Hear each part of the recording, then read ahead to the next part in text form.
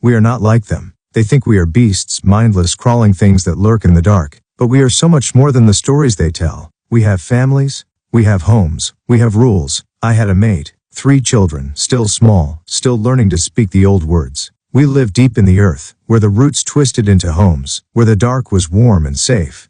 Until he came, the hunter. We had heard the stories, the 2-legged things that crawled into the deep, clad in iron and fire, leaving nothing but ash and bones. I never thought they would find us.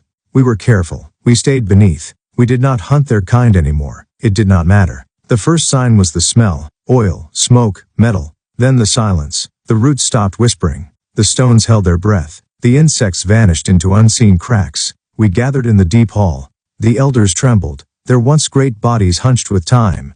My mate gripped my hand, whispering the old prayers. Then we heard the first scream, my brother's scream. I ran, but I was too late. His body was pinned to the wall with steel, his blood black in the dim glow of the cavern fungi. His throat moved, he was trying to speak. Then another blade sank into his skull. The hunter stood there. He did not look like the stories. He was smaller, wrapped in dark leathers, his face hidden behind a mask carved with symbols of their gods. In one hand he held a long blade, wet with my brother's blood. In the other, a vial of burning light. I lunged. The fire hit first. It ate my skin, peeling away flesh, boiling my blood. I screamed, but not in pain. I screamed to warn them. They ran. My mate, my children, the elders. I could hear them scattering into the tunnels, into the dark. The hunter did not chase them. He stepped over my twitching body, whispering something in his strange, broken tongue.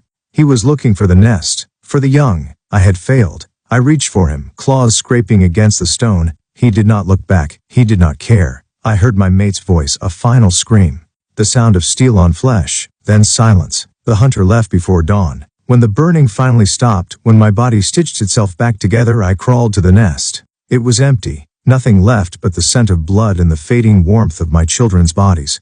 I sat in the silence for a long time. And then, I carved their names into the stone. Not with words, with teeth, with claws, with blood. And as I sharpened my claws, as I stood in the darkness and felt my body change, I knew one thing. This was not the end. The hunter thought we were monsters. He had no idea what he had just created.